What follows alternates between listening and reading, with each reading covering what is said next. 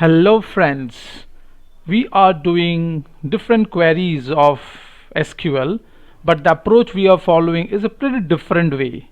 In my last video I showed you that there were two users, user A and user B. So user A has got a table called project on which user B is working.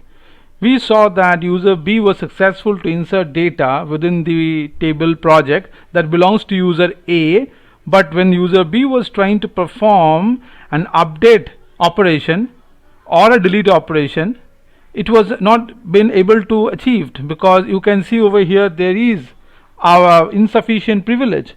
So because of insufficient privilege, the user B was not been able to complete the task, and from here we are going to start today's session. So let's see what happens today. So we are back with our SQL command prompt, and let's connect to user B. So user B, and let me enter the password of user B.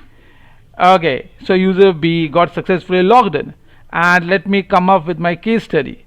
So what we did last, we have completed the insert operation and we were able to perform the select query. Okay, let's go and perform the select query once more, or let me clear the screen first. Yes, and let me paste it. So the table project belongs to user A, and let me hit it. Yes, the user B who is currently logged in, well, you can check once again by the command called show user. It will show you the username who has logged currently. Yes, so user B is accessing the table that belongs to user A, and this is what the different approach which I'm talking about.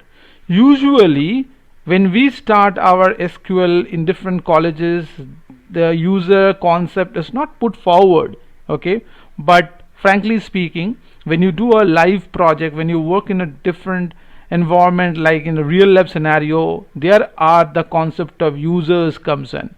So that's the reason I thought of making this video from the perspective of user who holds a table, and there's another user who has been given the authorization to access on certain privilege, because remember we are working with different category of SQL command. So we are right now working on data control language, and since the grant command is there, that's the reason user A has granted certain permission to user B. And did any new permission has been added in this video which I will be showing? Yes, of course, and that's what I'm going to do this time.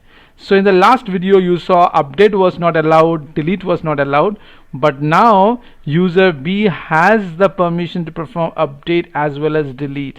Okay, so what if user B is trying to update one of the tuple that belongs to the table project which belongs to user A? Let me paste the command. So update user A. Remember, when you are working on multiple user, you have to mention the user name of that means the resource which you're trying to use, that resource belong to which user, you have to mention that, otherwise it will not work. So project is a table name that belongs to the user A, and what I'm trying to do now is I want to modify the name of the tuple whose ID is 2. So this cells will be modified to marketing. If you check my last video, you will find that this insufficient privilege was coming, but this time if I hit it, the privilege has been granted, and that's what data control language talks about. Because of granting the privilege to a user, you can access it. Okay, so now if I go and fire the previous command, select star from user A dot project, you will find that the cells has been replaced to marketing. Sound interesting? Yes, this is what the grant command can do. Okay, what about the delete command? Yes, that also can be put under canvas. So let me copy the command and let me put over here. What the command is saying? The command is saying that the newly modified tuple, which is the ID 2, where the data is marketing, can I delete this?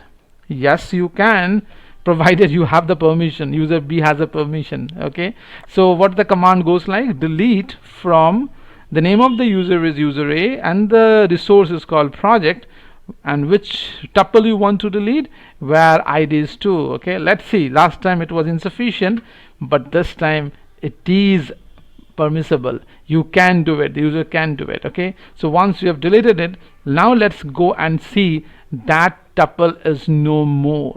So that means user A has granted the permission to user B, whereby the user can perform update and delete query, which was not initially been able to execute it by user B. Okay, so that's for what the concept of grant is coming in picture.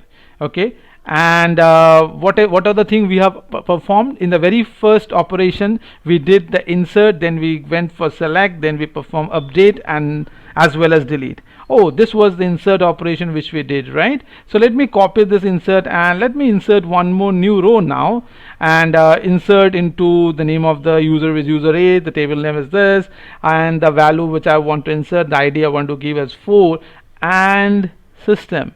Okay, are you sure? Last time this worked out, isn't it? But this time it is saying insufficient privilege. Last video you saw, you will find that this privilege was there for user B, but now user A has revoked the privilege from user B, and that brings us to the concept called revoke. When you are lifting the permission which you have granted to an user, that would be done by the revoke. So insert operation has been revoked from user B, and that's the reason why user B is now unable to perform the insert operation. So that means in total there were 4 commands are there, that is called insert, select, update and delete. Right now what you are seeing is user B has got the grant permission for 3 commands, that is select, update and delete, but the user B is unable to perform the insert operation. So that's how the grant and revoke can be used interchangeably by an user, and that's the reason why we call it as a data control language, because multiple users are there. So multiple user is giving the authorization to one user, so that that user has the permission to perform a certain action. Okay, so that was all about this particular section of the video. In the next video which I will be making, I will be working on transaction control language, and over there I will be showing the concept of rollback and save point as well as commit also. Okay, I hope you people are enjoying, so please keep watching this video. Bye bye.